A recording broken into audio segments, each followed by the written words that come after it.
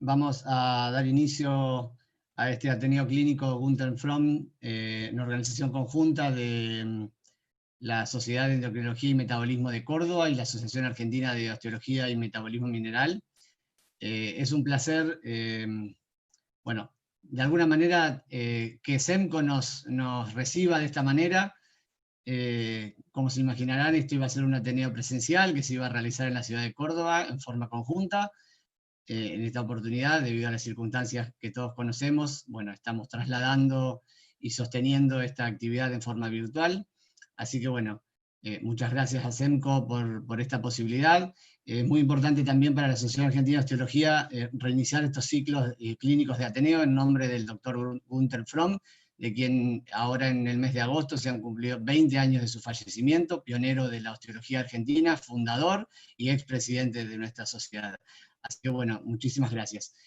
Voy a dar paso a los coordinadores, la doctora María Lorena Brance, de AOM, secretaria y coordinadora de los Ateneos, y a la doctora María Angélica Riboira, de SEMCO, coordinadora del Departamento de Metabolismo Fosfocálcico de SEMCO. Así que bueno, le damos la bienvenida a todos y esperemos poder disfrutar de una linda jornada. Bueno, bienvenidos a todos. Vamos a comenzar con el primer caso que va a presentar el doctor Mauro Pautasso, una mujer de 67 años con enfermedad autoinmune, cirugía bariátrica y múltiples fracturas, todo es osteoporosis. El doctor Mauro Pautasso es miembro del Departamento Fosfocálcico de SEMCO, especialista en medicina interna y endocrinología, es médico del staff del Hospital Aeronáutico de Córdoba y de la Clínica Universitaria Reina Fabiola. Él va a presentar el caso y lo va a discutir la doctora Beatriz Oliveri, que es doctora en medicina de la UBA, especialista en osteología, investigadora independiente de CONICET, jefa del Laboratorio de Osteoporosis y Enfermedades Metabólicas Óseas, INIGEM, UBA, CONICET, Hospital de Clínicas José de San Martín, y directora asociada Magdalena Salud e Investigación y ex presidente de AOM. Muchas gracias por la participación de ustedes, los escuchamos. Comenzamos, Mauro. Bueno, muchas gracias, buenas noches a todos. Gracias, Angélica, por la presentación, gracias a AOM por invitarnos a participar de este Ateneo. Y bueno, quiero compartirles un caso que me tocó atender en este tiempo y compartir un poco con todos ustedes a ver qué podemos lograr encontrarle. Este caso clínico se trata de una mujer, más o menos de 67 años de edad. El motivo de consulta lo podríamos poner en esta etapa de la evolución del cuadro clínico como fracturas múltiples y un estado de postración. Quiero aclarar que es un caso clínico que viene de muchos años de evolución, es un caso que empezó más o menos visto en el hospital por la gente de reumatología, ha sido muy bien tratado y muy bien seguido por todos estos años. Es un caso, bastante particular y que me pareció interesante poder compartirlo porque, tiene muchas aristas de las cuales se puede discutir. Dentro de los antecedentes de esta paciente podemos hablar de una enfermedad reumática que comenzó por el año 2004, era una artritis reumática seronegativa, es decir, que no se evidenciaba en principio en los marcadores sanguíneos el origen autoinmune, que comenzó tratamiento corticoideo de altas dosis inmunosupresoras desde ese momento, desde el 2004 hasta la actualidad.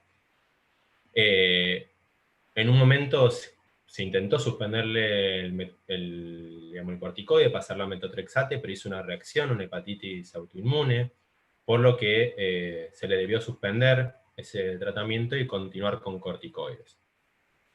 En el año 2007, yo todo esto lo voy a hablar, muchas cosas consignadas en la historia clínica. Ustedes ven 13 años de evolución en un hospital donde, todavía seguimos manejándonos con historias clínicas papel, recurriendo al archivo, a lo que los médicos, los colegas por ahí evolucionamos, que a veces por el apuro o no, hay algunos detalles, algunas cosas que uno quisiera tener más presentes, pero a veces contamos con lo que encontramos referido solamente. Y nos tenemos que basar quizás en lo que consigna algún colega. Como antecedente que le podemos agregar a esta paciente, ella en ese año se somete a un citoadenal, o sea, esa osteomalacia fue evidenciada en principio en los estudios prequirúrgicos, previo a la realización de esa cirugía. Recordemos que por allá por el año 2008, por lo menos acá en Córdoba, es cuando recién se estaban empezando a realizar este tipo de cirugías, y las primeras técnicas que realizaban en ese momento, bueno, dejaban un resultado malabsortivo bastante importante.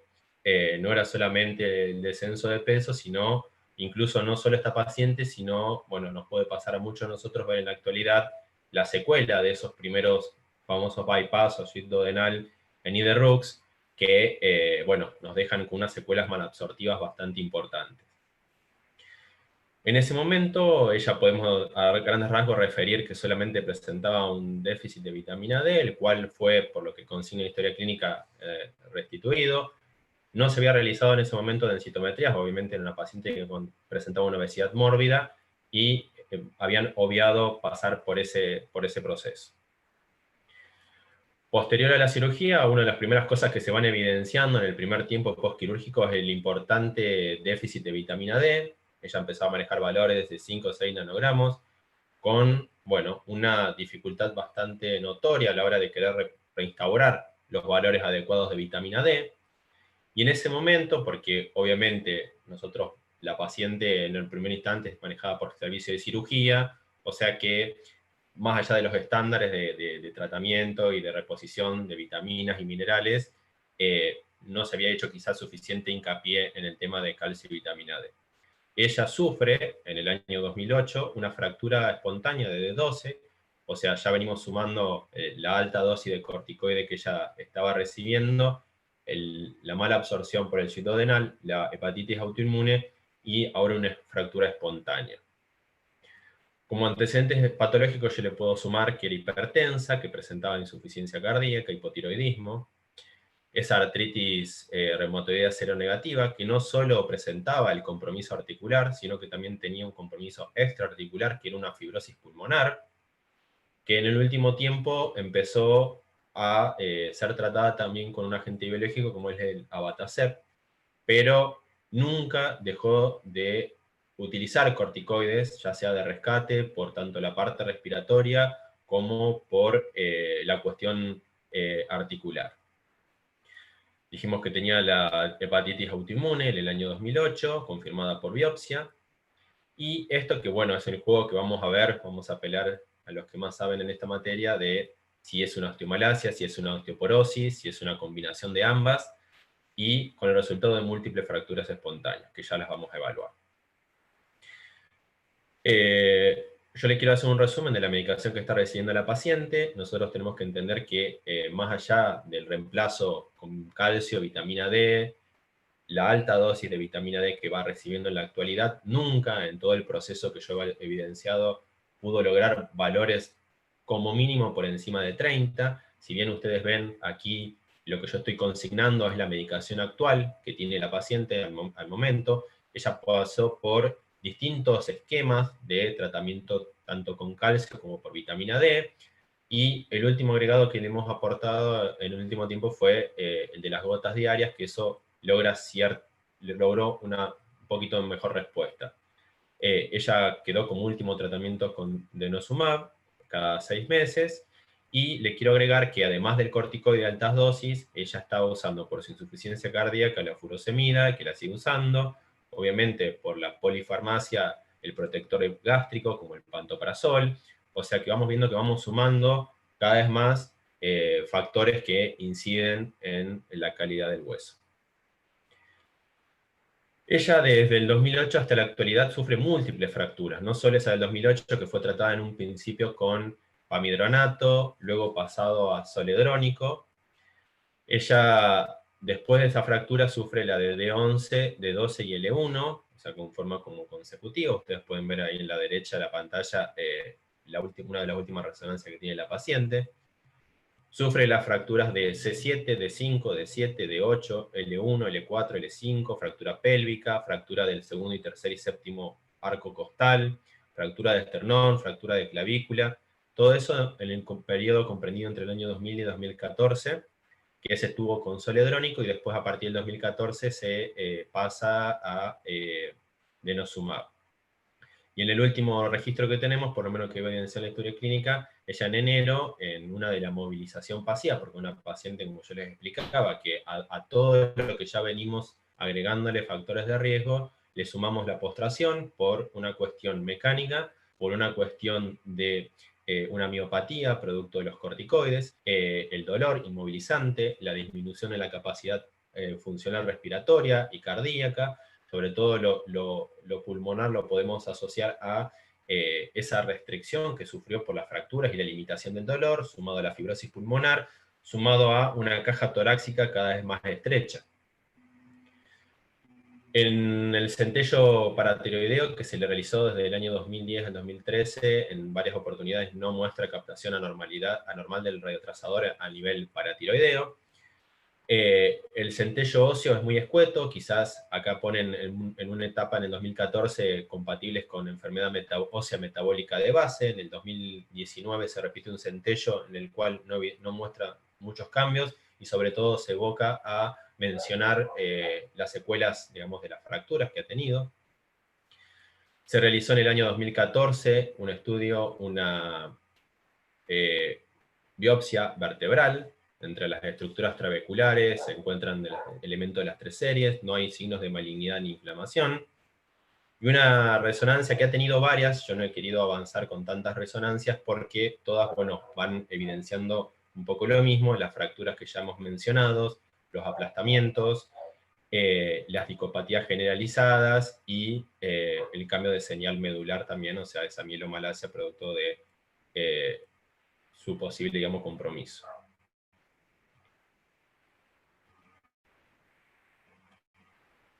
Entonces, no sé, con Lucas me pidió que hiciéramos algunas preguntas para hacerlo un poquito más dinámico e interactivo, para que ustedes puedan votar y elegir. Ahí están las preguntas.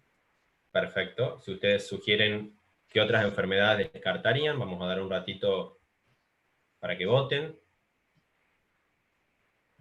Ya van votando varios. Vamos a darle un ratito más.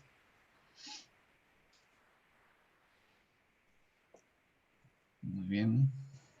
Va ganando la opción todas son correctas, así que vas preparando tus respuestas. Compartimos los resultados. Bien. Bueno, vemos que todos se inclinaron a todas son correctas.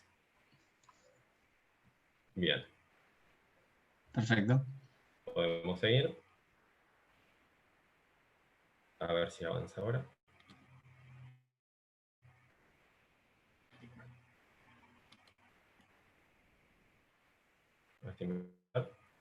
Ahí está. Bueno, se descartó un poco lo planteado recién, lo de la celiaquia, los anticuerpos estuvieron negativos, ella después se realiza endoscopías para control y seguimiento de su cirugía, las biopsias no evidencian ningún tipo de presencia de mala absorción producto de esta enfermedad, el mieloma múltiple se hizo protecnolama por electroforesis y en la biopsia ósea tampoco se evidenció ninguna alteración. En un momento se sospechó de la posibilidad de la existencia de una mala absorción agregada a todo esto por el sobrecrecimiento bacteriano en la saciega. Hizo tratamiento antibiótico profiláctico durante una temporada, un año, un poco más, y no se pudo evidenciar ninguna mejoría en ningún parámetro bioquímico ni clínico de la paciente, por lo cual después se hizo solamente un manejo de sostén y se descartó como otra posible asociación. Les comparto algunas de las densitometrías, como para poder agregarle algo más al cuadro.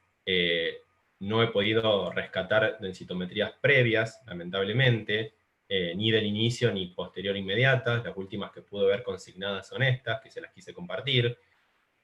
Coincide un poco ya con el seguimiento en el último tiempo, cuando ella ya comienza el tratamiento con denosumab, pero bueno, como pueden evidenciar, el franco deterioro de la baja masa ósea que presenta la paciente, y cómo con un tratamiento sostenido ha logrado una cierta y leve mejoría que, bueno, es sostenida en el tiempo, y que ha coincidido con el último periodo en el cual no ha presentado grandes fracturas. Obviamente que tenemos que coincidir también con que ya la paciente no se moviliza, entonces el riesgo también es menor, pero sigue presentando esas fracturas espontáneas.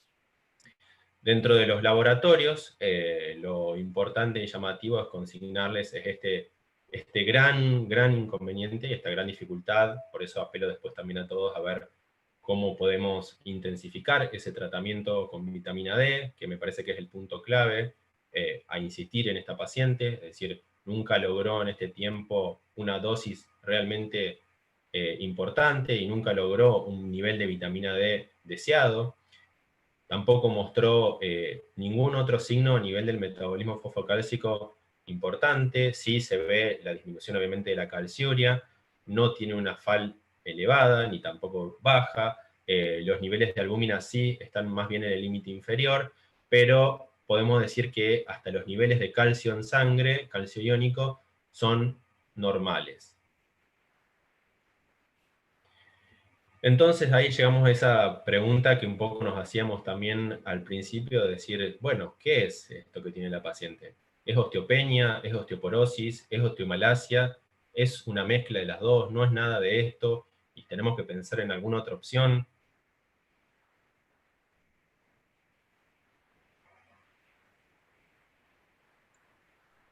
Bueno, ahí van votando rápidamente, ya superamos el 30% Bien. de votación. Están más atentos ahora, están Sí, los sorprendimos en el pasando por la primero. pregunta. Claro, No estaban ahí avisamos muy... antes. No. Bueno, ahí compartimos los Bien, resultados. perfecto, bueno, muy bien. Excelente.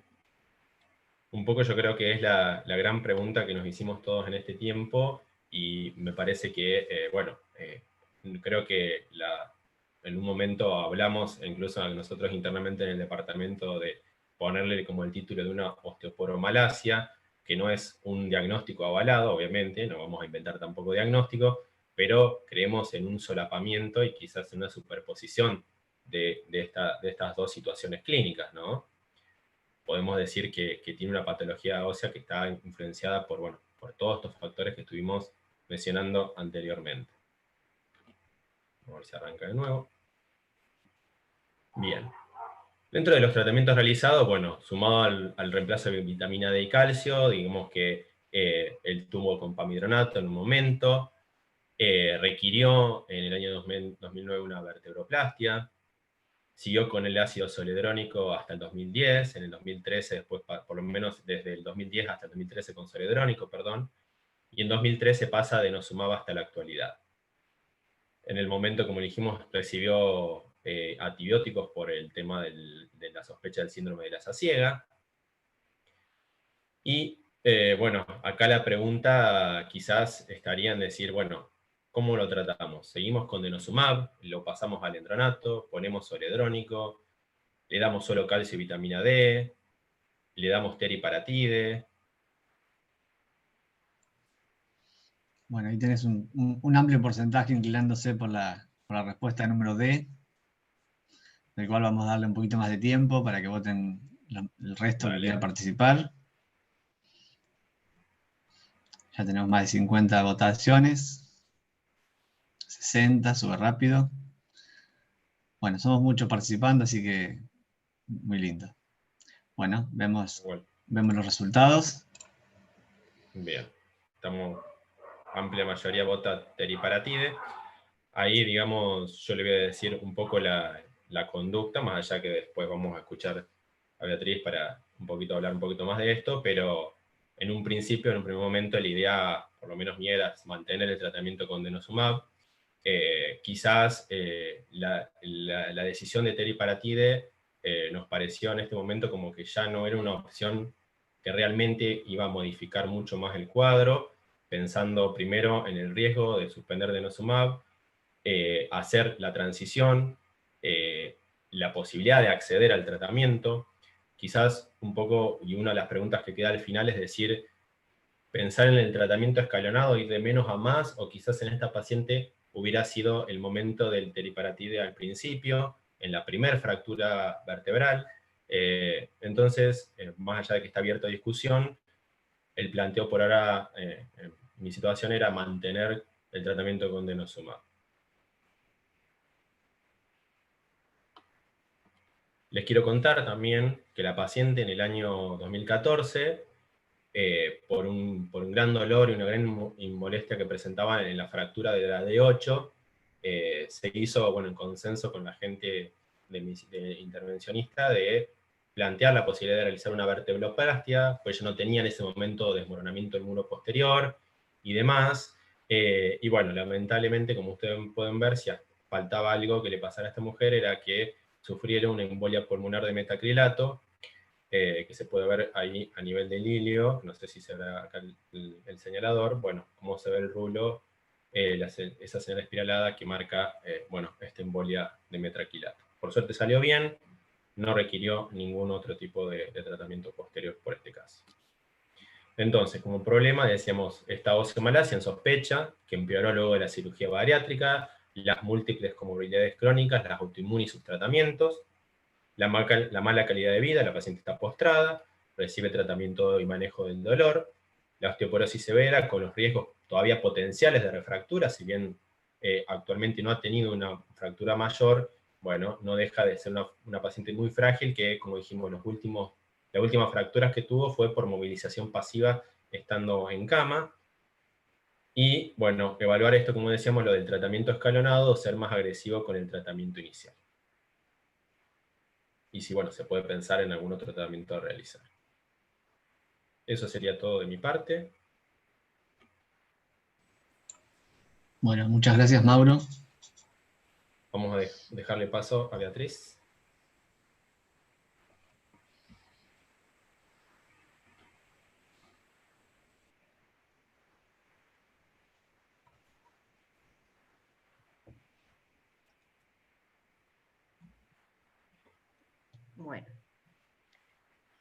Bueno, buenas tardes a todos. Realmente este caso fue un desafío.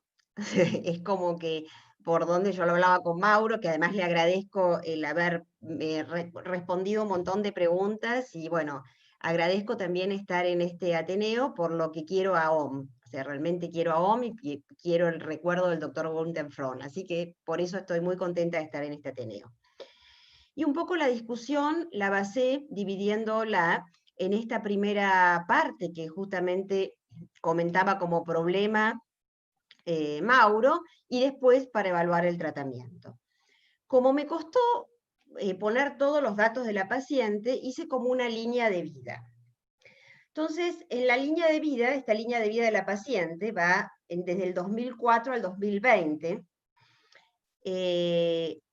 Quiero decir que, bueno, este diagnóstico de osteomalacia, como lo hablé con Mauro, lo tenía en la historia clínica, pero no tenía certificado por pseudofracturas ni por el laboratorio. El laboratorio en ese momento más o menos tenía una vitamina D de 21, esto es previo a la cirugía bariátrica, una paratormona de 15 y una fosfatasa alcalina normal.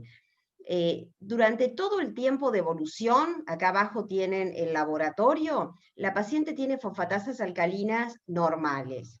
Tiene, por supuesto, vitamina D bajas, con una deficiencia severa, luego, como lo marcó Mauro, de la cirugía, y siempre siguió con deficiencia, y bueno, ahora en un rango de insuficiencia, pero igual nunca pudo tener valores óptimos de vitamina D.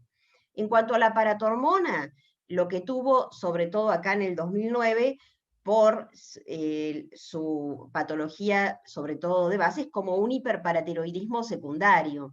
Así que el centello, que creo que no me acuerdo si lo nombraste en la presentación, en general, al ser un hiperpara secundario, por ahí el centello, esto como contacto docente general, no era necesario por tener siempre las calcemias y las calciurias baja o normal baja, y una respuesta seguramente a esta malabsorción de calcio y vitamina D. En cuanto al tratamiento que ha recibido, yo creo que acá lo puse en amarillo, esta corticoterapia con altas dosis desde el 2004, o sea, 16 años de tratamiento, marcan un deterioro importante, seguramente, de toda la masa ósea y toda la calidad ósea, y asociado con estas múltiples fracturas. En cuanto a las fracturas, desde el 2007 hasta ahora, bueno, empezó con estas fracturas que justamente comentó Mauro, en 2 veces requirió las fracturas vertebrales, vertebroplastia, tiene entre el 2010 y 2014 vertebrales, costillas, pelvis, esternón, clavícula.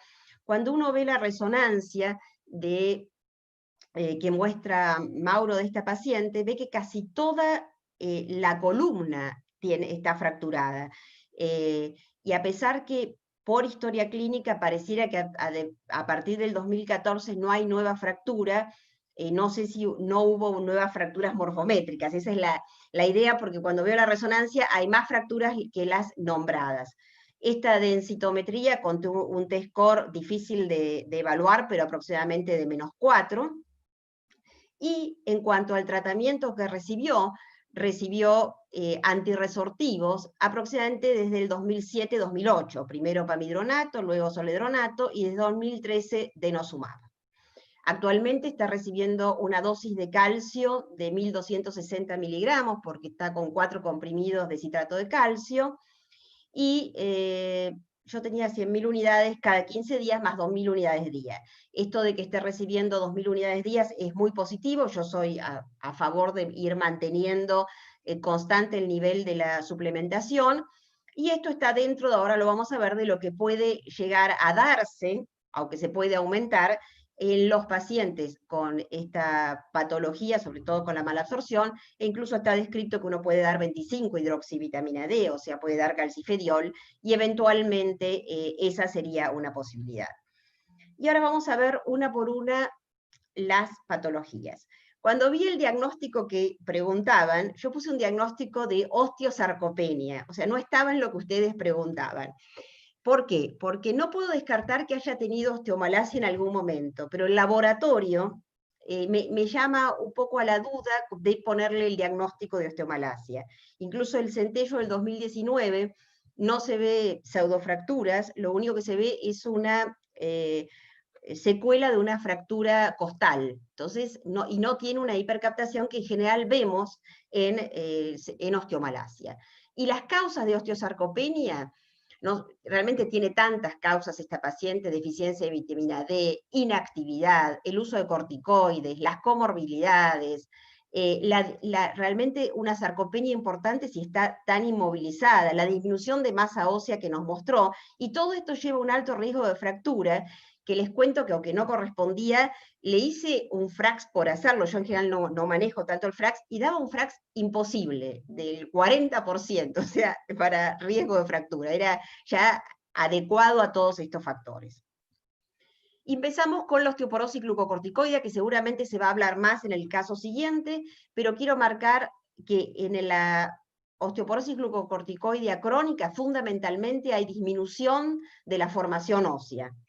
Y entre lo que está, las características que tiene también el paciente, es una alteración de la función muscular, una miopatía, por eso me interesa tanto lo muscular, una alteración del magnesio de calcio. Y hay un trabajo muy interesante de osteosarcopenia, aparecido este año en Reumatología 2020, que realmente nos muestra cómo tanto este hueso como el músculo están afectados, y nosotros necesitamos la unión de los dos estímulos para tener un buen esqueleto y un buen músculo. Esto ya lo conocen todos, y es como a partir de dosis de glucocorticoides mayores, este es el de Banestad clásico, más de 7.5 miligramos, aumenta las fracturas tanto a nivel de cadera como vertebrales, como los pacientes con glucocorticoides se fracturan a una densidad mayor que los controles. Esta paciente tiene, además de los corticoides, una densidad muy baja, y como también está afectada no solo la densidad, sino la calidad ósea, por ejemplo, con un TBS muy disminuido. ¿Qué pasa ahora? Pasamos a cirugía bariátrica. Puse un cachito de cada una de las comorbilidades. Este es un metaanálisis de SAT del 2019, en el cual muestra la disminución de la densidad bariátrica, densidad ósea, luego de la operación de Rux. Esto es solo operación de Rux. Y fíjense cómo hay una disminución importante en columna lumbar. Esperen que voy a correr ahí está. En columna lumbar, de aproximadamente hasta 10%, estos son los diferentes trabajos, y en cadera, aproximadamente hasta el 15%. Desde el punto de vista de remodelamiento óseo, tenemos un aumento del CTX en 1 o 2 años posteriores al RUX, e incluso 5 años de entre el 50 y el 200%, el hiperparatiroidismo secundario por deficiencia de calcio y vitamina D, el primer año un 33-50%, y trabajos que hasta seguimiento de 5 años tienen un 40-70% de hiperpara secundario por deficiencia de calcio y vitamina D. Y el otro punto es que hay factores hormonales, esto solo para nombrarlo, que también como son negativos para el hueso con la operación de RUX, como una disminución del estradiol, leptina, grelina, aumento del péptido II, la adiponectina. O sea que son varios factores para tener en cuenta. Este es otro trabajo en el cual se ve a los 12 meses de la cirugía bariátrica que no solo hay una disminución de la densidad ósea, sino que también hay un aumento de la porosidad cortical por extreme, acá ven en tibia, del 50%, y una disminución de la resistencia también calculada a nivel de tibia. ¿Qué pasa con el riesgo de fractura? Y no se los quería contar, ya lo sacaba. Y les traje dos trabajitos. Uno que muestra el aumento de este riesgo de fractura, fíjense que podría ser hasta los 5 años y hasta más, entre 4 y 5, comparada la operación de RUX versus la banda restrictiva, la operación de banda. O sea que realmente RUX es mucho más negativa para el riesgo de fractura. Y de justamente el mismo trabajo que les nombré, el 2019 de SAD, fíjense que hay un riesgo en los primeros años de 5.5, entre 1.2 y 1.4, y hasta en el seguimiento de 8 años de 2.18. Y esto les quise traer algo de la inmovilización. A mí me preocupa mucho la falta del estímulo mecánico también en esta paciente. Y fíjense que les traje nada más que un trabajito. Este es un trabajito de mujeres que las ponen 60 días en reposo absoluto en cama. Y fíjense la disminución importante de la densidad ósea en esos 60 días, acá a nivel de cadera. Acá marca el 4%, y la sección muscular una disminución del 25%. Estos otros trabajos son tratando de ver si con algún tipo de estímulo podían evitar esta disminución. O sea que hasta el momento tengo lo negativo de la sarcopenia, de la inmovilización, de los corticoides, de la operación de RUX y de la deficiencia de vitamina D. ¿Cómo podríamos tratarla?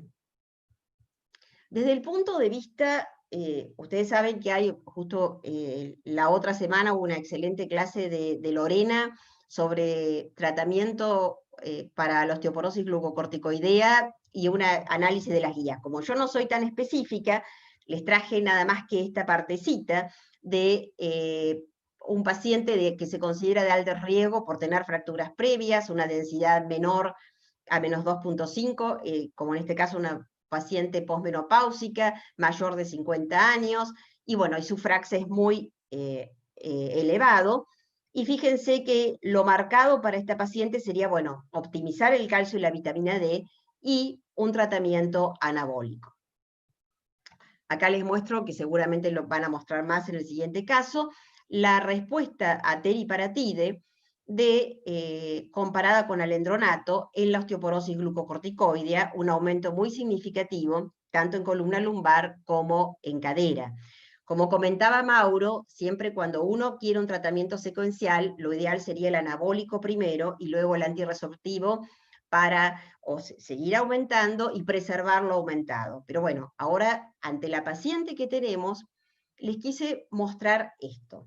Esto es un trabajo que es los trial data, que tienen la característica de dar a los pacientes, conste que no son osteoporosis glucocorticoidea, sino que es osteoporosis posmenopáusica.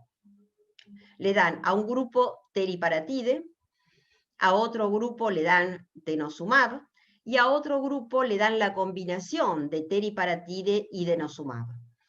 Esto durante los 2 años, en este trabajo lo que les estoy mostrando, y fíjense el porcentaje de aumento en columna, que es superior en el caso de la combinación, en cuello de fémur y en fémur total. Y como esta paciente está con denosumab, me interesó traer esto que es la continuación del data, en el cual le dan a estos pacientes que habían recibido teriparatide o denosumab o la combinación de ambos tratamientos durante 2 años, lo siguen dándole el que recibió teriparatide, le da denosumab, que es lo que realmente en general haríamos nosotros, o seguiríamos con bifosfonatos.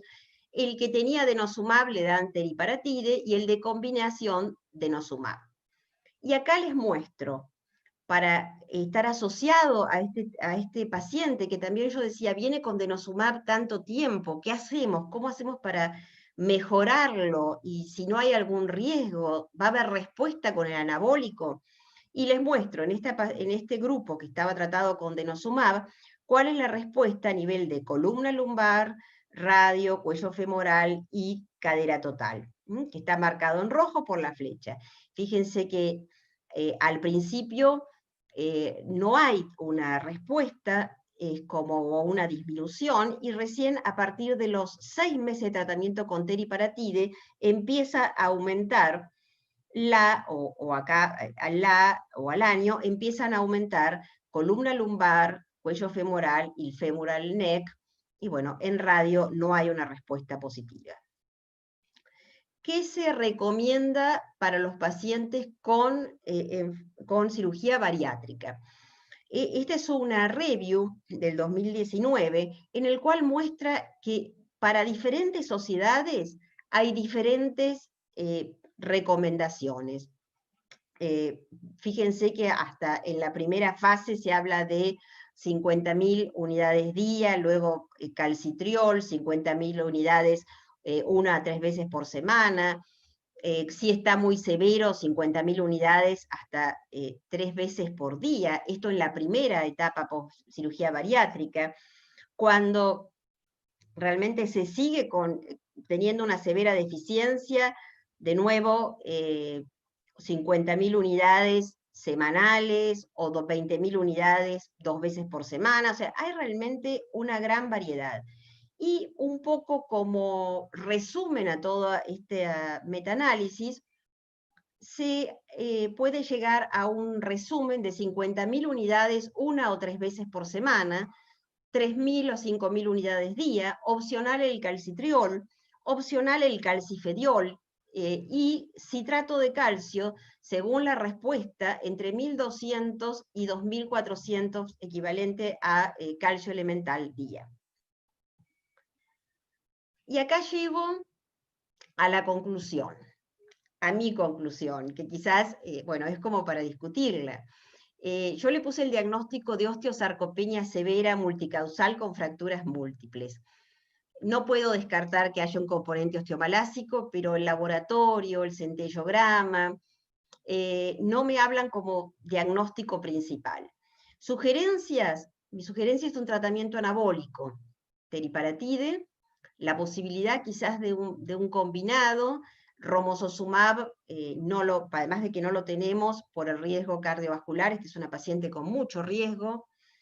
Optimización del tratamiento con vitamina D y calcio con un control muy cercano del laboratorio.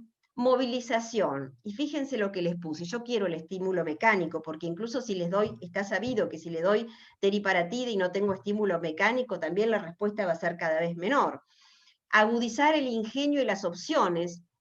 Hay trabajos realmente bastante interesantes, difícil para esta paciente, pero como para ver todas las opciones de movilización o de estímulo mecánico. Volver a evaluar si se pueden disminuir los corticoides y revisar toda la medicación que está recibiendo esta paciente. Bueno, y acá termino mi presentación. Muchas gracias. Muchas gracias, Patricia, Mauro, excelente. Por cuestiones de tiempo vamos a dejar, anoten por favor las preguntas, las vamos a hacer al final para pasar ahora enseguida al segundo caso que va a presentar la doctora Brance, Lorena. Y las preguntas las dejamos para el final. Muchas gracias. Bueno, buenas noches a todos. Vamos a presentar el segundo caso clínico. Lo va a presentar el doctor Ignacio Chavero, quien es especialista en clínica médica y en reumatología, reumatólogo del Grupo Oronio Rosario y también de PAMI 1 Rosario. Y lo va a discutir la doctora Ana María Arja, especialista en endocrinología y diabetes de la Universidad Nacional de Córdoba y profesora universitaria de la Cátedra de Fisiología Humana de la Facultad de Ciencias Médicas de dicha universidad y es médica integrante del Servicio de Endocrinología del Sanatorio Allende. Vamos a dejar las preguntas para el final y vamos a dar comienzo entonces al segundo caso clínico de la noche. Ignacio, todo tuyo. A ver si... ¿Qué tal? Buenas noches a todos. Bueno, no sé si se me escucha bien ahí. Sí, perfecto. ¿Se me escucha bien? A ver si puedo... Sí, perfecto. Tengo que poner el... A ver. Compartir pantalla. La verdad que lo...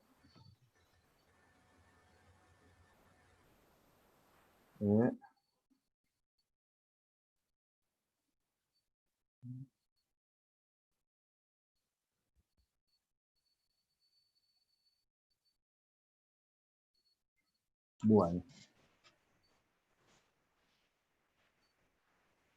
¿Estamos ahí? Sí, falta que lo pongas en pantalla de presentación y se ve. Perfecto. Bueno. Bueno, yo soy, en realidad soy rosarino cordobés, o cordobés rosarino, porque soy de Villa María, Córdoba, y estoy, bueno, desde hace 30 años o más de 30 años, viviendo acá en Rosario. Así que bueno, escucho la tonada de los cordobeses y me siento, me da rememoranzas de mi niñez. Así que bueno, felicitar a Mauro Pautasso y a Beatriz Oliveri porque realmente el caso fue muy interesante y muy bien discutido por la doctora. Y bueno, voy a presentar yo, agradezco a Lucas y a Lorena de AOM la invitación para presentar este caso clínico. Es el caso clínico de una paciente añosa con artritis reumatoide y múltiples fracturas asociadas a una prolongada corticoterapia. Entonces, el caso clínico es una paciente de 82 años de edad con artritis reumatoide de 37 años de evolución, tratamiento prolongado con prednisona en dosis entre 5 y 7.5 miligramos día desde el inicio de su enfermedad. Un cuadro de dorsalgia y lumbalgia severa de tipo inflamatoria posterior a la realización 15 días previos de una vertebroplastia en D12. Se inició tratamiento analgésico, opioide, y se realizó una resonancia magnética y una radiografía de columna dorsolumbar, donde se evidenciaron las fracturas agudas con edema óseo en las vértebras, aparte de la vertebroplastia, en D10 y en D11 estaban agregadas otras fracturas vertebrales. Traía a la paciente una densitometría de cadera derecha del 2013 con osteoporosis, con un T-score de menos 2,7, es de estándar, y desde el diagnóstico en ese año no había realizado ningún tratamiento para osteoporosis.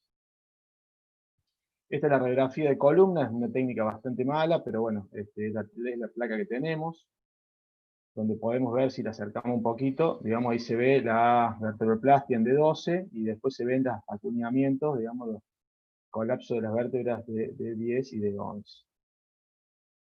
Esta es la resonancia magnética, donde también vemos, digamos, los colapsos vertebrales.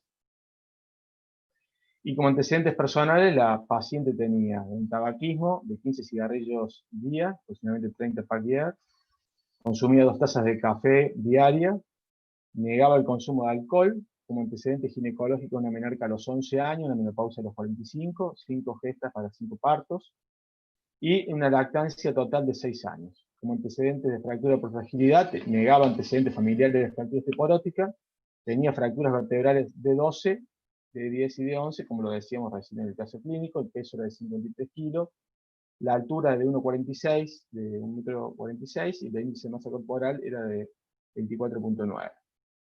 Bueno, como había presentado recién Mauro también, las opciones que le vamos a agregar como para hacer un poco interactivo. Habíamos puesto, digamos, qué conducta tomaría, si hacer una densitometría de columna, una densitometría de cadera, un laboratorio de metabolismo mineral óseo, o solicitar una biopsia de vertebral. Bueno, ahí ya están votando, vamos a dar unos segunditos. Arrancó tarde, pero arrancó fuerte.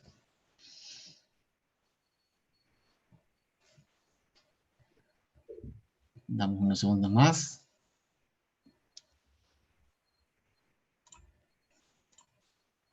Y ahí están los resultados. Bueno.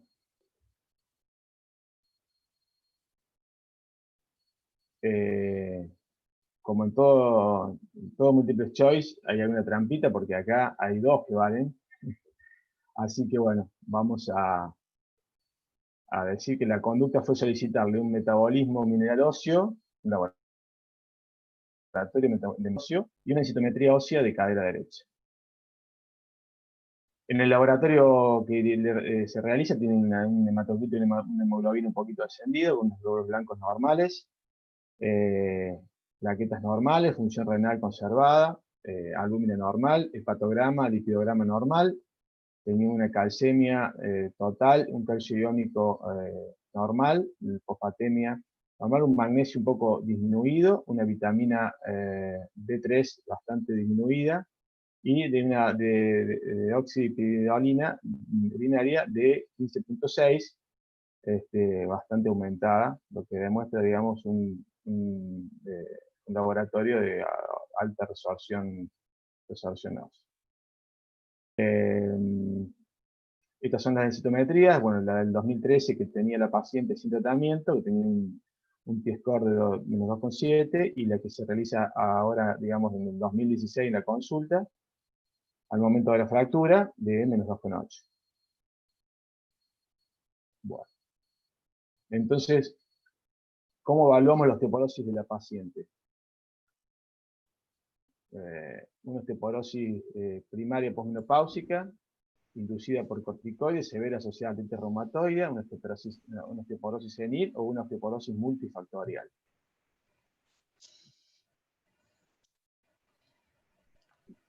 Bueno, va picando en punta la última opción. Vamos a dejar unos segundos más para que puedan participar más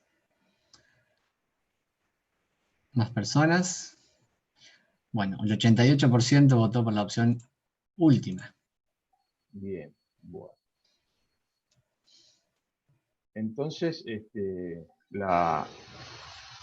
interpretó el cuadro como una osteoporosis severa multifactorial con múltiples fracturas vertebrales asociadas a una artritis reumatoide de larga data, un tratamiento glucocorticoide también prolongado, una menopausia precoz y un tabaquismo, entre otros factores. Se inició tratamiento con citrato de calcio, vitamina D, con un bolo, digamos, una media dosis mensual. Solicitó, a la obra social, se pensó en indicarle teriparatida, el cual no fue autorizado, por lo cual, bueno, se solicitó como una segunda opción el zoledronato, y se hizo una administración endovenosa anual de 5 miligramos de zoledronato. El tratamiento para la artritis reumatoide, la paciente estaba con metotrexato 15 miligramos semanal, ácido fólico también semanal de 5 miligramos, metronidazol 4 miligramos día, y estaba con un Jaquinib, que es el tofacitinib, que es una droga específica para artritis reumatoide, 5 miligramos en 2 tomas diarias. En el año 2017 se solicitó control con densitometría de cadera derecha con T-score de menos 2,7. Se insiste con la indicación de teriparatida lográndose la autorización, entonces en ese momento se pudo empezar con la droga que se había elegido inicialmente. A los 2 meses del inicio del tratamiento, la paciente tiene una caída de su propia altura, deambulando, se cae y se fractura la cadera derecha, por lo cual, bueno, es intervenida quirúrgicamente colocándose una prótesis de cadera, que al reiniciar la deambulación se refractura esa misma cadera, por lo cual hay que reintervenir quirúrgicamente, y en ese momento el servicio de ortopedia y traumatología del sanatorio donde se atendió le indicó suspender teriparatide, estuvo más o menos suspendido por 45 días. El laboratorio de ese año, digamos, tenía hematocrito y hemoglobina normal, los parámetros estaban conservados, tenía un colesterol un poquito elevado, y un LDL también elevado. Después el laboratorio, en lo que tiene que ver con el laboratorio, digamos, el mineral óseo, tenía un magnesio que se había recuperado, y una vitamina D que estaba mejor, está en valores normales, y una deoxipiridoxina que en realidad estaba mejorada, pero bueno, todavía en valores que no eran normales. En el seguimiento densitométrico, entonces tenemos la primera densitometría del 2013, del 2016, y la densitometría de 2017, donde llevaba ya un año de ácido zoledrónico, donde se empezó el teriparatide, que tenía un T-score bastante similar, no había variado demasiado con respecto a los anteriores. En el año 2018, cumple un año de teriparatide, se hace una nueva densitometría, en este caso de cadera izquierda, dado que se había fracturado la cadera derecha, que era donde veníamos teniendo continuidad en el seguimiento, y también hay un cambio de equipo, digamos, de base de un lunar a un Hologic, y en este caso el T-score es de menos 3,3 desvío estándar. En el año 2019, la paciente culmina el tratamiento con teriparatide, cumple los 24 meses, en junio de 2019, y esta paciente, digamos, al terminar el tratamiento, no retornó a la consulta, por lo cual no se realizó la densitometría de ese año. No contamos esa densitometría porque la paciente no consultó para hacer la densitometría. Continuó tratamiento kinésico y suplementación con calcio y vitamina D, tratamiento de rehabilitación y bueno, tratamiento de su artritis reumatoide. El único cambio que sufrió fue que se intentó bajar, digamos, lo más posible la metronidazol. El laboratorio de ese año muestra ya una vitamina D mucho más alta, mejorada, y una deoxipiridoxina urinaria en valores normales. En el año 2020, vuelve después de estar mucho tiempo sin consultar, por un cuadro de dolor en el tobillo, donde se constata, por medio de una radiografía y una resonancia, la presencia de una fractura por insuficiencia en astrágalo y peroneo distal. En ese caso, bueno, la decisión fue iniciar zoledronato, que, digamos, por el tema de la pandemia y bueno, la situación de aislamiento, todavía no se realizó. Esta es la resonancia, donde se ven las imágenes de fractura. Este es el seguimiento densitométrico. Tenemos la densitometría, nos falta del 2019, pero tenemos la de 2020, donde tiene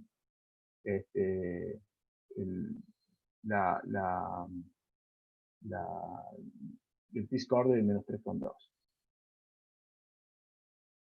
Bueno, entonces la evolución de la paciente, una paciente con 5 partos, 5 gestas, lactancia total de 6 años, menopausia precoz a los 45, una artritis reumatoide de muchos años de evolución, con un tratamiento glucocorticoide también de muchísimos años de evolución, sin prevención ósea, ni tratamiento, digamos, para la osteoporosis, que se diagnostica tardíamente, digamos, una densitometría a los 75 años, sin tratamiento, durante esos años, hasta los 78 años, que, bueno, donde presenta las fracturas vertebrales, se hace el zoledronato, después, cuando tiene 79 años, se realiza el tratamiento con teriparatide, ahí presenta la fractura de cadera, y a los 82 años, ahora en 2020, presenta esta fractura por insuficiencia, y bueno, la idea era hacer tratamiento de su osteoporosis con zoledronato. Igualmente, bueno, el interrogante que le hacemos a la doctora Alia, y a todos, ¿no? Ante este cuadro complejo, ¿qué tratamiento podríamos indicar para la osteoporosis en este paciente? Así que bueno, dejo lugar para que la doctora continúe. Bueno, muchas gracias. Voy a compartir pantalla y después hacer los agradecimientos porque es más difícil para mí compartir pantalla. hay que... Ignacio, tenés que dejar de compartir el botón rojo arriba. Ahí está, gracias. Para, A ver. Ahí está. Ya está, Ignacio. Ahora da lugar a la doctora para que pueda compartir ya.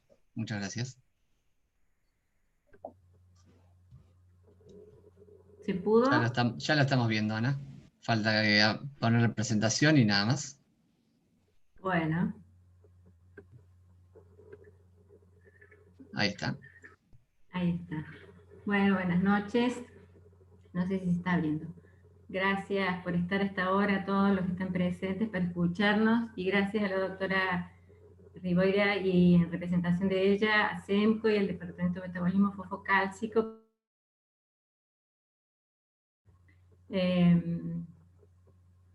Y a AON, por supuesto.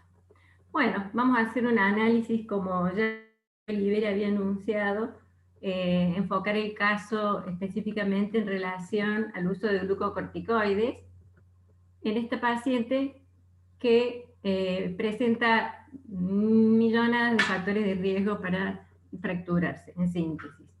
Hay factores predisponentes, verificables o no. En este caso, ser mujer, tener 82 años, no tener antecedentes familia de fractura, son factores que no pueden ser modificables, pero sí, por ejemplo, el cigarrillo, una paciente fumadora. La menopausia, si bien no es precoz, porque se presentó después de los 40 años, también podría ser un factor influyente en este, como agravante del cuadro.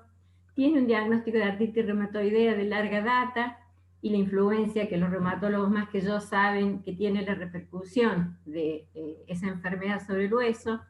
El uso durante 37 años de corticoides paciente que tiene un efecto de resorción endóstica similar al hipoestrogenismo y a lo que genera la artritis reumatoidea.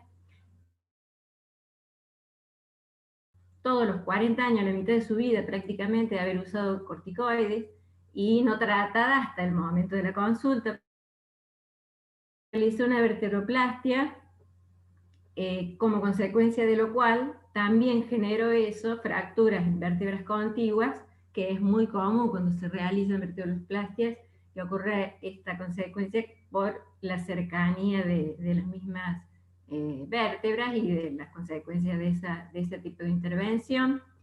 Y el gran déficit, como marcó el doctor Chavero inicialmente, de la vitamina D3, que es sumamente importante de remarcar como factor de prevención. Y a su vez, remarcar también que el uso de glucocorticoides en pacientes que usan glucocorticoides entre un 10 tienen mayor déficit de vitamina D. No se sabe exactamente muy bien el por qué, pero los valores suelen ser menores a 10 muchas veces.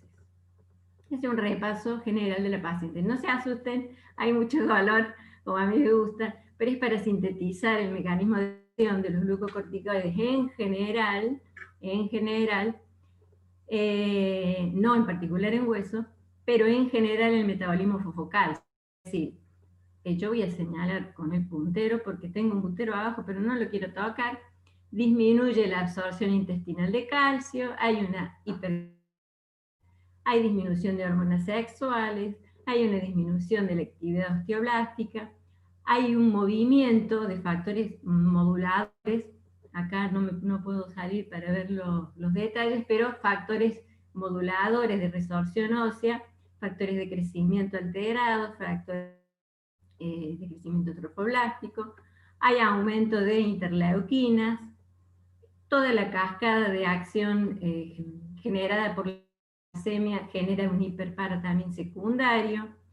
Todos los mecanismos conducen, a una diferenciación aumentada del osteoclasto, o sea, un aumento de la actividad de osteoclastos, a una apoptosis de los osteoblastos incrementada, a un aumento de la actividad de la colagenasa, a un déficit de la actividad y número de osteocitos. Todos ellos conllevan una disminución ósea, a un aumento de la resorción y en general a una reducción de la masa ósea. Eso es en general el efecto de los glucocorticoides a nivel de todo el metabolismo fosfocálcico.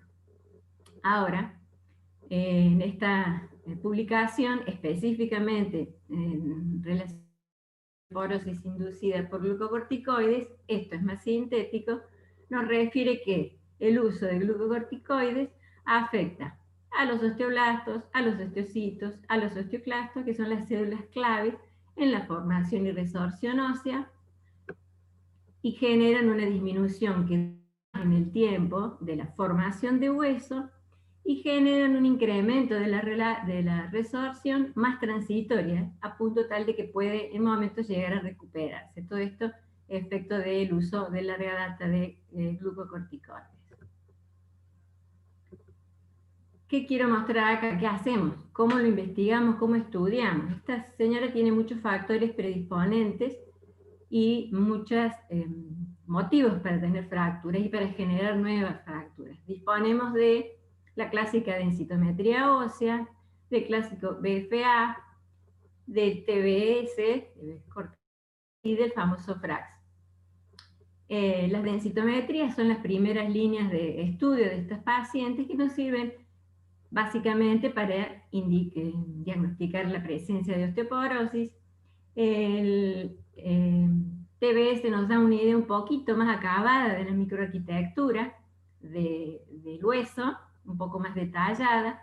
En este caso el BFA nos da una idea de específicamente las características afectadas, considerando el T-score, o sea, un complemento de la densitometría ósea, y también especialmente considera a la actividad o el uso de glucocorticoides. Y el famoso FRAX, que ya lo han mencionado, bastante usado y más en casos especiales como estos pacientes, en los cuales varios factores son unidos para dar un pronóstico, si están presentes o no, de qué posibilidades de fracturas principales puede desarrollar una paciente, fracturas principales relacionadas a muñeca, a hombro, a cadera, y fracturas específicas de cadera. Yo le saqué el cálculo a esta señora y creo que tenía como 40 para fractura de principal y 20 para fractura de cadera.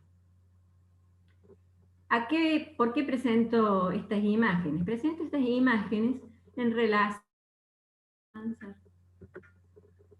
a las recomendaciones que han surgido desde 2018 desde la Sociedad Española de Reumatología. ¿Qué dicen en síntesis?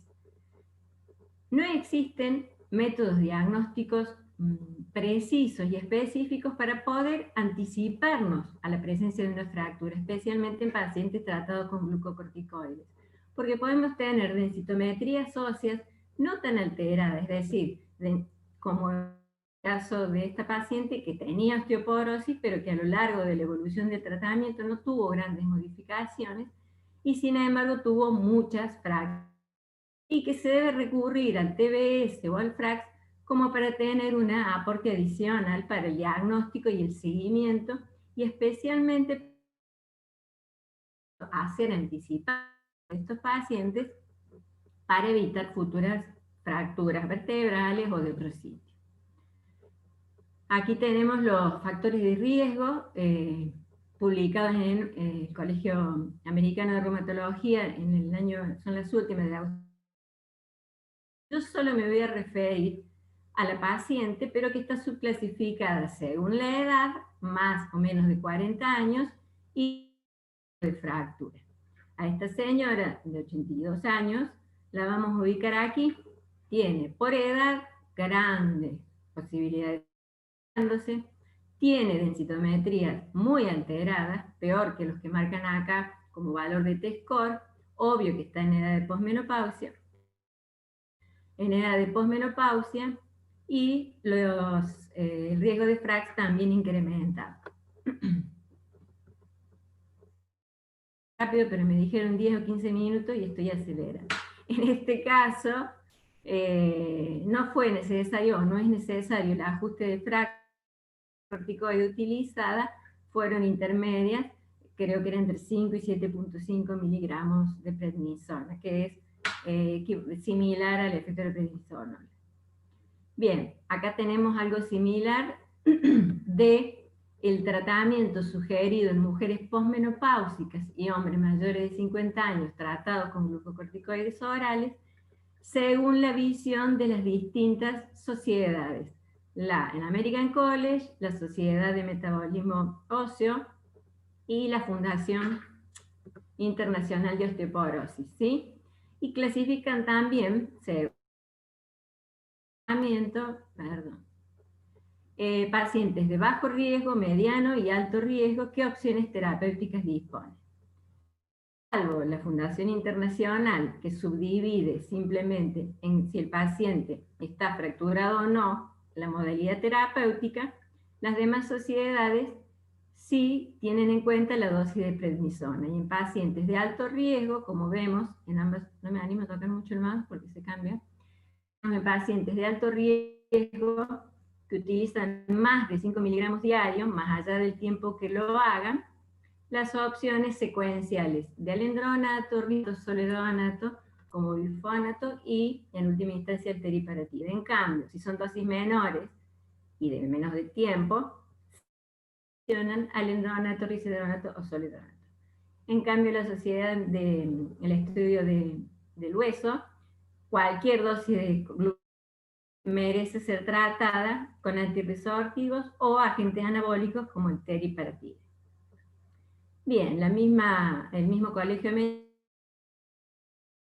también las pautas, y que yo le quiero dar bastante más importancia, más que todo lo que está escrito, al punto iniciativo a los cambios de estilo de vida de los pacientes, que muchas veces los tenemos en mente y los pagamos por sobreentendidos. Toma calcio, toma un poquito de sol, consume pescado, consume almendras, o sea, evidentemente este es un caso extremo en donde la glucocorticoterapia ha empeorado toda la situación de base del paciente, pero para evitar la consecutiva y sucesiva nueva presentación de fracturas, es un tema a considerar el preguntar y el sugerir y el educar sobre los componentes alimentarios de estos individuos, porque son la base de la efectividad del tratamiento glucocorticoide. Se sabe que pacientes que tienen bajos niveles de vitamina D, el tratamiento con bifosfonatos es menor, no es útil, o es menor o no es productivo. Siguiendo con la paciente, aquí, que es una paciente de alto riesgo, de altísimo riesgo, nuevamente decimos lo mismo, por edad se le suma, si tiene fractura, otro riesgo más, si tiene alteración de densidad, otro riesgo más, si tiene un FRAX elevado, otro riesgo más, y lo único que no tiene, esta pobre señora, no tiene muy altas dosis de glucocorticoides, pero con los 30 y pico de años que lleva usándolos, consumiéndolos, realmente ha generado efectos notoriamente, sumado a su problema de artritis y otras comorbilidades. Y el cigarrillo también, que hay que tenerlo en cuenta. Y finalmente, quiero recalcar el tratamiento con bifosfonato. ¿Cómo se comienza? ¿Cuál es la línea inicial? Perdón, inicialmente se comienza el tratamiento con bifosfonatos orales. En todas las guías se empieza con los... Y si no se tolera o no es efectivo, se continúa de manera un poco más invasiva o agresiva con bifosfonatos endovenosos, luego con una opción terapéutica diferente, como un anabólico, teriparatide, en tercera opción con denosumab, y bueno, para las pacientes posmenopáusicas que no tienen disponibilidad de otro tipo de terapia. Bien, acá me voy a centrar específicamente a la osteoporosis generada por el uso de corticoides, pero específicamente a las fracturas de vértebras generadas por uso de glucocorticoides. Todo lo que voy a presentar es importante, pero creo que lo más importante no lo voy a ver porque están las caritas de algunos que yo voy a ver cómo lo saco, pero la acotación tiene que ver con respuestas o mecanismos o protocolos de prevención, publicado este año por autores chinos, dicen que las fracturas vertebrales necesitan también ser tratadas de manera similar al resto de las fracturas óseas, considerando como medicación de primera línea a los bifosfonatos orales, seguido de los endovenosos, seguido de anabólico, de denosumab o reloxifeno, y como segunda línea, en aquellos casos en los cuales los pacientes no responden, o las pacientes no responden después de 18 meses, o se incrementa pérdida de masa ósea anualmente a un 10% más, se opta por otro tipo de medicación, bueno, como dijimos recién, en este caso anabólica, o denosumab, o endovenoso. Y lo que quería decir es que este artículo hace hincapié en la escasa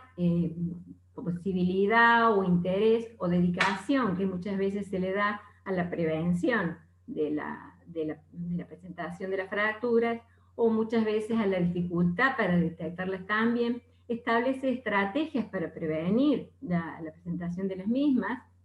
No necesariamente tiene que haber una fractura evidente para iniciar el tratamiento antiosteoporótico. Habla en detalle del manejo terapéutico, farmacológico, y la vertebroplastia como una última opción, con la cual, por lo menos en este artículo, no están muy de acuerdo, pero sí para casos graves, en donde el dolor es intensísimo y obliga, obviamente, a un recurso terapéutico más agudo. Bien, efectos de teriparatide. No sé por qué me parece. Bueno, efecto de teriparatide. Este trabajo, en el cual participó el doctor Zanqueta, es uno de 2009, uno de los más viejos, de Kenneth Sack, muestra lo siguiente. Trabajaron sobre 428 pacientes y compararon el efecto del uso del teriparatide en relación al alendronato. El teriparatide de 36 meses, aunque está aprobado para usarse durante 2 años como máximo, y se notó un marcado incremento de la mineral ósea, menos incidencia de fracturas vertebrales, no de otro tipo, e incremento de la masa ósea y de la formación ósea.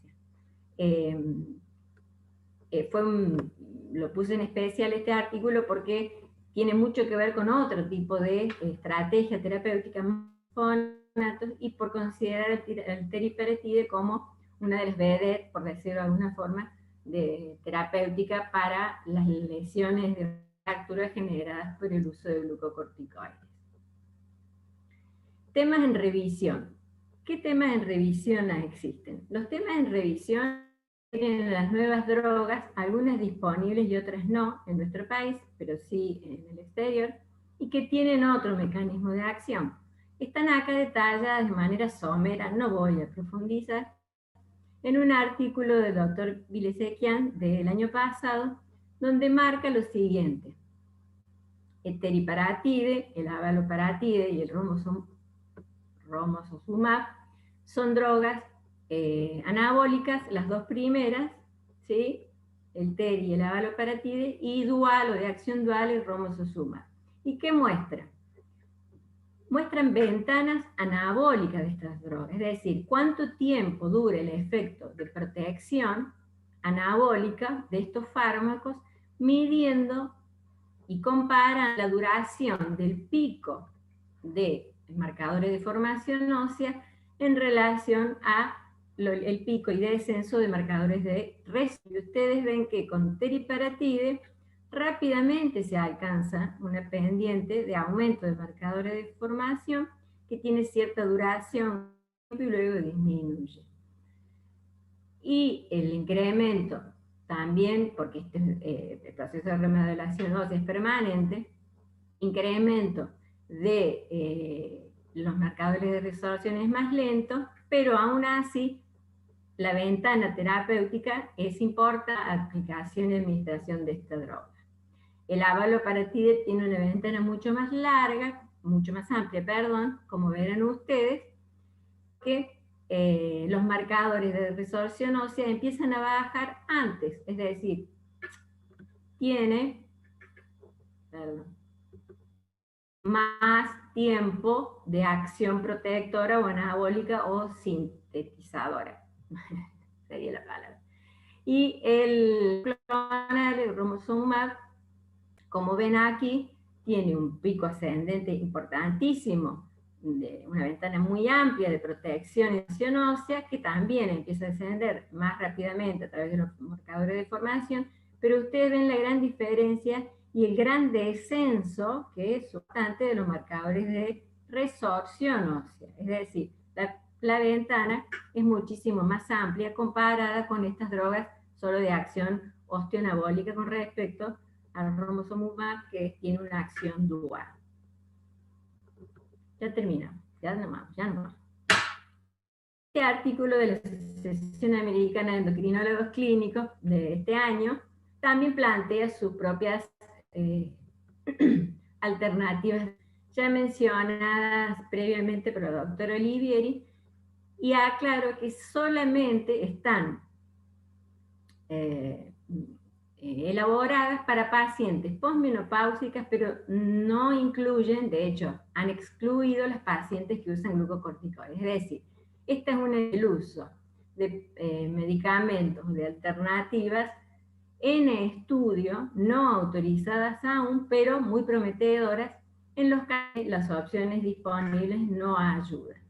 ¿Y qué tenemos? Bueno, terapias secuenciales, ¿sí? Cómo hacer un tratamiento de drogas antirresortivas, o terapias combinadas. Ahí tenemos a dos drogas, no le vamos a dar el nombre, que sumadas podrían mejorar la calidad y el proceso antiosteoporótico. En cuanto a las terapias secuenciales, los suites, dicen aquí en las guías, se pueden hacer desde una droga anabólica como el teriparatide, desde una droga bifosfonática, una droga antirresortiva con el denosumab. Lo ideal es una opción, es de teriparatide, poder pasar a zoledronato o raloxifeno, como lo dijimos previamente. Todo eso ayudaría a no perder la mejoría de la densidad mineral ósea lograda con el uso previo de teriparatide. O sea que cualquiera de las tres opciones serían una alternativa, incluyendo la posibilidad de hacer el switch en esta paciente. Pasar de zoledronato, es decir, de un bifosfonato a teriparatide, es otra opción, ¿sí? Obviamente con otro mecanismo de acción, de una droga antirresortiva a una droga formadora de hueso, pero pasar a teriparatide no es una opción, se ha rechazado en los distintos trabajos, debido a que genera una mayor pérdida de densidad mineral ósea, especialmente a nivel de cadera.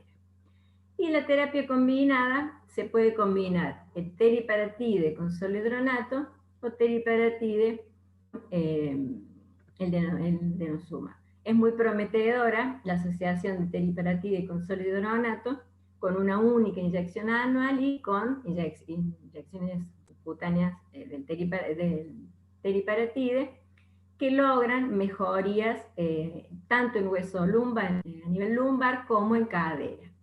Y aparentemente, pero muy discutida, es la asociación de teriparatide con denosumab, discutida por otros autores fuera de esta guía también, porque en algunos sí se ve beneficio, tanto en la calidad ósea, en la recuperación de hueso, en cadera y en columna lumbar, y en algunos casos también a nivel de tibia y de radio. Repito, ninguna americana de endocrinólogos clínicos no recomienda, hasta que no haya más trabajo por razones de primero de costo y segundo de determinación de seguridad de su uso, el uso precisamente de estas combinaciones. Pero son alternativas a tener en memoria donde no tenemos otra opción. Finalmente, ¿qué hacemos en todo paciente que va a iniciar una terapia prolongada con medicación corticoide? ¿Sí? El Cleveland, en la clínica, este journal, publicado ahora en julio del 2020, establece pautas bien claras, que yo creo que es el mensaje que no nos vamos a llevar a la casa porque estamos en la casa, pero los que dicen en los congresos, la idea que va a quedar grabada y es la siguiente. es necesario, así como programamos los endocrinólogos, lograr embarazos en pacientes con hipotiroidismo,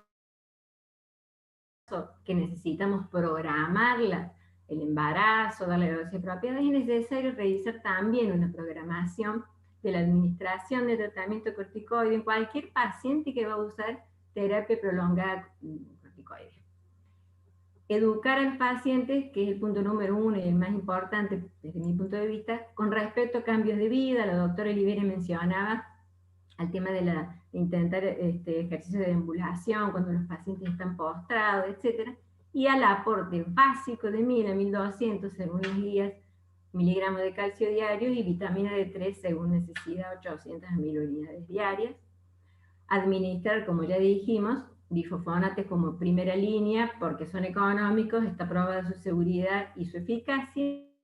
Seguirla como segunda línea a la vía del solendronato pero endovenosa, optar por teriparatide o denosumab como segunda opción cuando sigue existiendo riesgo de fractura y siguen existiendo fracturas, y finalmente considerar la posibilidad de nuevas perspectivas sobre la administración secuencial o combinada de las diferentes drogas disponibles. Bueno, ese fue mi aporte.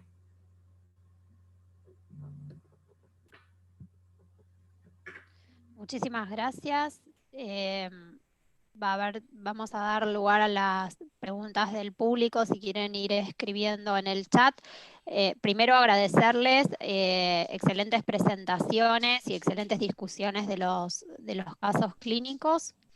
Hay una pregunta en el chat, Ana María, Beatriz. No, se me fue el chat ahora. A ver. Nos pregunta la doctora Rosana Guayer si en la actualidad están usando raloxifeno y con qué resultados y experiencia clínica tienen. No sé si Ana María, Beatriz, lo perdí de vista. Beatriz, le doy la palabra a Beatriz. ¿Nos quieren acotar algo?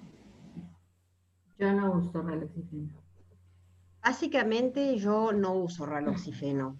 No está entre las, pero reconozco que en aquellas pacientes que por ahí tienen muchos antecedentes de cáncer de mama y en la familia, por supuesto, y tienen una masa ósea baja y queremos utilizarlos, sería una opción. Yo personalmente no lo utilizo, pero bueno, creo que es una opción.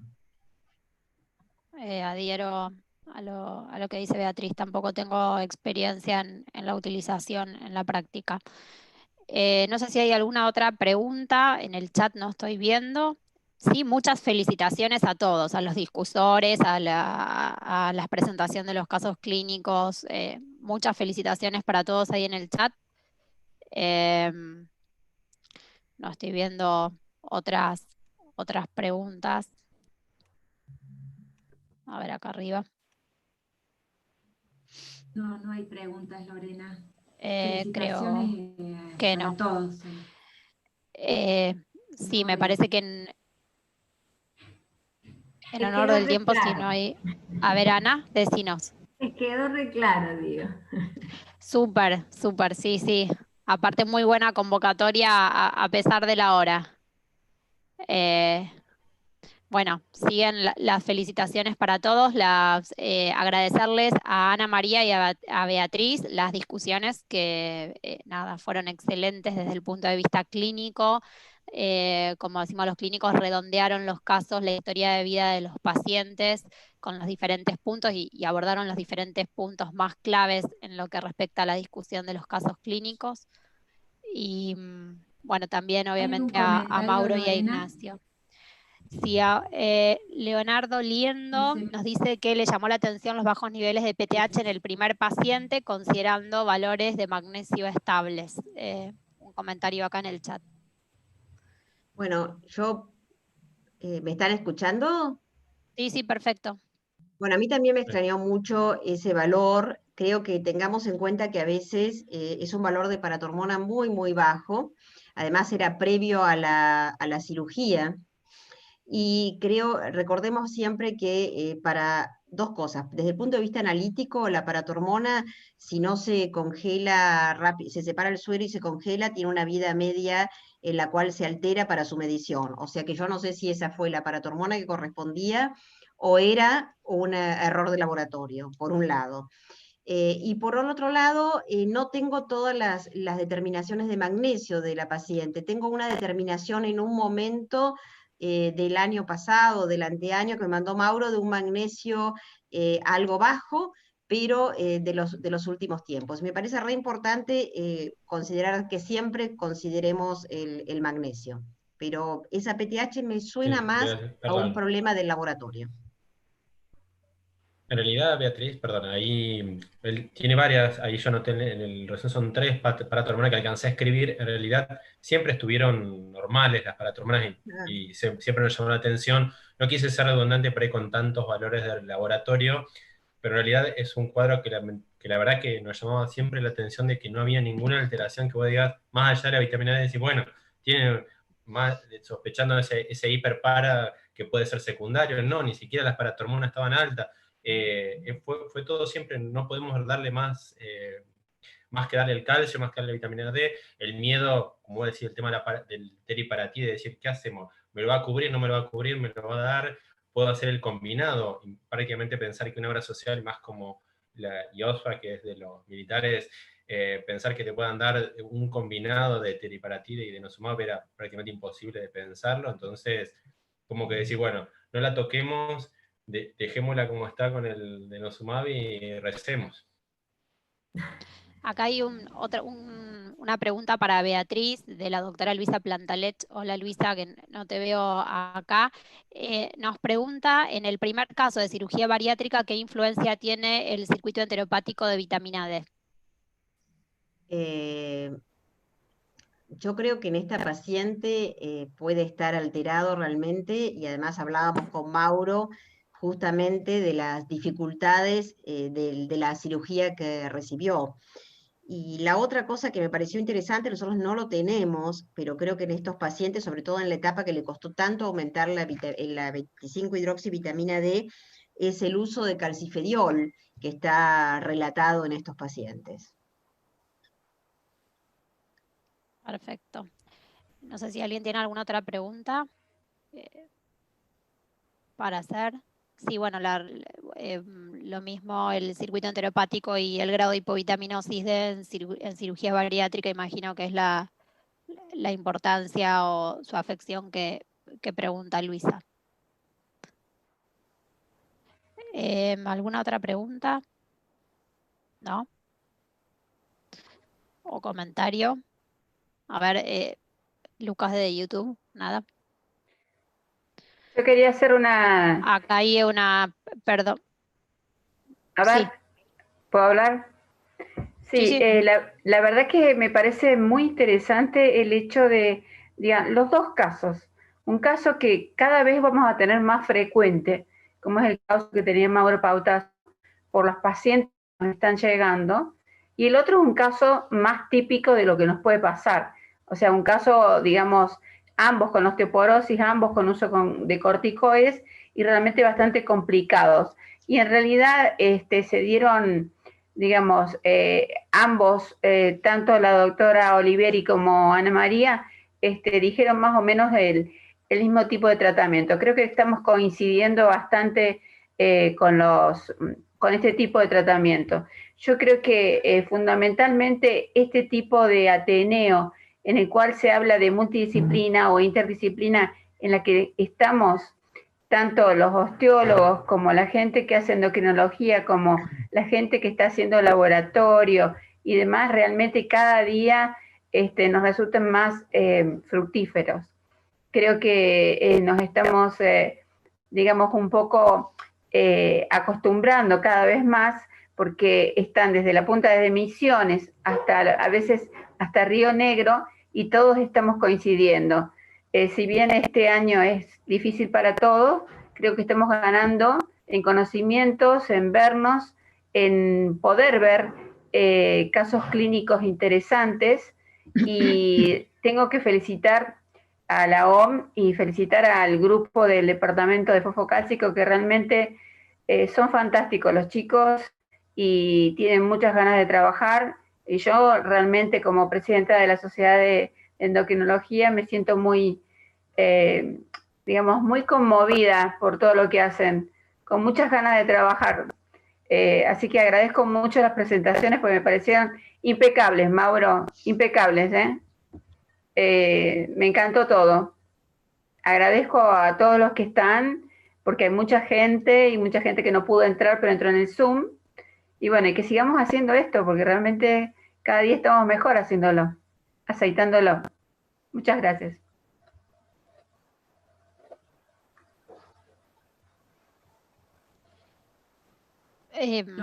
Paula, ¿querías hacer algún comentario? Tener el micrófono abierto. Además, como la doctora Patricia dijo recién, excelentes presentaciones, discusiones y aportes, y felicitarlos, y también decirles que a veces encuentro pacientes con muy baja masa ósea post cirugía bariátrica, con igual procedimiento, que, como plantea a veces la doctora, también la doctora Luisa Plantalech lo planteó, no es la misma respuesta que tienen todos, ¿no? La absorción es distinta del aporte de vitamina D que le hacemos a ese paciente, a pesar del mismo tipo de procedimiento que surgió en su cirugía o se ofreció en la cirugía bariátrica. La verdad que no sé si es porque todos los receptores están concentrados todos en el mismo lugar y tal vez en otros pacientes se dejaron más receptores que en zonas que no fueron anuladas. ¿Tendrá que ver la microbiota? Qué bueno pensado, sí, tal vez. Puede ser. Viste, Paula, que yo te respondí la pregunta un poco en privado, que creo que puede ser que uno anule determinada zona que es mejor tanto para la absorción de D como para la absorción de calcio. Realmente uno de los problemas más importantes es la absorción de calcio independientemente de los niveles de vitamina D. Incluso hay algunos pacientes que llegan a recibir la vitamina D por vía intramuscular, porque ustedes saben que es algo que nosotros no usamos en general para nada. Cuando uno da una dosis de oral o intramuscular, la intramuscular tarda como 15 días en llegar al nivel del oral, y por ahí después se hace una meseta. No es algo que nosotros usemos, pero creo que es una opción en algunos pacientes muy severos. Y lo otro, darle de forma muy importante, vieron que cuando uno da la carga de calcio, también depende, cuanto más carga, menor porcentaje de absorción. Realmente darla muy dividida a lo largo del día. Creo que es uno de los problemas más importantes, no solo los niveles de vitamina D, sino la absorción de calcio a pesar de buenos niveles de vitamina D. Y gracias por el comentario, Paula, siempre presente. Gracias. Acá hay otra pregunta sobre cuánto tiempo se puede dar denosumab, que le preguntan a quienes discutieron. No sé si quieren acotar algo, Beatriz o Ana María. Bueno, el Freedom fue por 10 años, o sea, y todavía a 10 años siguió aumentando la masa ósea y siguió habiendo disminución del riesgo de fracturas. Importante recalcar que lo que todas las guías es la no supresión brusca del tratamiento con el denosumab por el riesgo ya conocido de refracturas, e inmediatamente hacer una sustitución con un bifosfonato o con otra opción en el caso de que sean pacientes más severos. Bueno, no sé si alguien quiere hacer algún otro comentario de quienes presentaron o discutieron. Más preguntas acá en el chat, ¿no? En YouTube, no sé. No, una sola cosa más.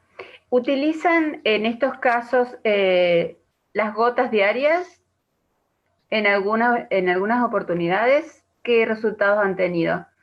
Porque eso se está viendo mucho para la neumonitis intersticial y demás, no sé, el usar la gotita diaria, más que la dosis, ahí, ¿no es cierto? Patricia, ahí la paciente puntual de mi caso mejoró realmente los niveles de vitamina D cuando, además de la monodosis, comenzamos a administrarle la dosis diaria. Estábamos quizás un poquito por debajo, pero ahora que por ahí el aporte de Beatriz, subirle quizás a unas 5.000, 3.000, 5.000 unidades por día, bueno, más dividida, y creo que eso es lo que realmente puede ayudar un poco más en esta absorción tan dificultosa que tiene. Sí. En el Yo caso personalmente, nuestro, la paciente con una, tengo entendido según la presentación, con 100.000 unidades mensuales mejoró espectacularmente. La cantidad de vitamina, de tener una deficiencia de 18, creo, llegó a tener a 55, 60 más. O sea que depende también de cada paciente y de la absorción de cada paciente. Claro, puntualmente el tema de la bariátrica, de la cirugía, fue creo que condicionante para la absorción de la vitamina D. Claro. Y yo creo que en estos casos, como hablan al principio, el tipo de técnica quirúrgica es notable, porque yo estoy viendo muchos de estos pacientes, pero ya he tenido varios casos de hiperpara secundario de déficit de vitamina D, que creo que cada vez más con ya adenomas, o sea, una superposición de casos, y que no se ve tanto en las pacientes actuales, digamos que ya con manga gástrica o con una técnica más pulida, por suerte no se ve tanto, pero en estos casos que estamos teniendo de 10 años para atrás o más, en esas primeras cirugías es notable el grado de hiperpara que tienen secundario a esas vitaminas D muy, muy bajas y con todas las limitaciones en el reemplazo, ¿no? y en cuanto para agregar por la pregunta que se hizo, bueno, coincido con Mauro que, bueno, esta paciente no solo eran los corticoides, sino también la cirugía bariátrica, o sea que realmente tenía bastante sumatoria de causas para la hipovitaminosis D. Pero yo soy una persona que realmente defiendo mucho la dosis diaria o semanal, porque me parece que en algunos casos nos permite, y ahora lo estamos viendo también con estudios en cuanto a COVID-19 y vitamina D, nos permite mantener un nivel más estable de vitamina D. O sea que yo creo que es una opción, la utilizo en vez de utilizarla diaria, no es el caso de esta paciente, la utilizo por ahí semanal, viendo que es de 3 y tenemos una posibilidad. Creo que todos los esquemas son válidos, pero yo la utilizo. Como cada paciente tiene su esquema, ¿no? Bien. Bueno, no veo otras preguntas en el chat. No sé, Patricia, si querés cerrar. Bueno, yo un poco estaba cerrando, pero siguieron con el chat. Me encantó la palabra osteosarcopenia que habías dicho, doctora. Es muy interesante porque además la sarcopenia como la mido, y realmente en estos pacientes que tienen una cirugía bariátrica, la sarcopenia iba a ser muy importante, realmente, porque han perdido músculo, o sea, tienen un montón de piel y tienen que trabajar su musculatura. Son casos extremos, ¿no? Pero lo estamos viendo cada vez más seguido. Doctor, no sé si Lucas querés cerrar vos en esto, empezaste vos, yo te di también un poco mi impresión sobre estos ateneos que me parecen fantásticos, y bueno, y agradecer a todo el mundo, agradecer a todos los que están haciendo cosas en este momento. No es fácil hacer cosas en este momento, todos los días tenemos un problemita, y esto fue realmente bastante impecable. O sea, no tuvimos problema. Y esto de la interacción me encantó. Quedó. Vino para quedarse. Bueno, sí, seguramente. Bueno, muchísimas gracias a todos, obviamente, a quienes presentaron, a los que hicieron el esfuerzo del trabajo en estos días previos, a los organizadores, y bueno, y obviamente un gusto trabajar con la Sociedad de Endocrinología de Córdoba. Un agradecimiento también a Gabriela Picotto, que